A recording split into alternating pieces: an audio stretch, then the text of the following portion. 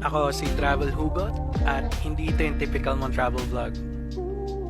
Welcome to Compostela Valley everyone. Mamumundok muna tayo. At eto na rin yung magiging detour ko papunta ng Soc Sargent. Malayo-layo pa yung biyahe at sobrang init ng araw na yun, grabe. Kita mo yung mga baboy, sinasabuyan na ng tubig ni kuya para malamigan. Kaya etong isa pang baboy na nagdadrive, kailangan na rin maghanap ng pwedeng liguan. At sa ating pagtatanong, may hidden falls raw sa lugar, kaya game. Pero mukhang napasubo ata ako. Sobrang tarik ng pababa. Mamatay-matay na ako sa pagod. Grabe. Point of reference, doon pa tayo galing sa taas. Doon.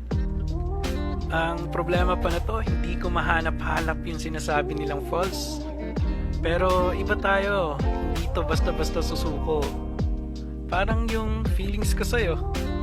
Hey, let's go!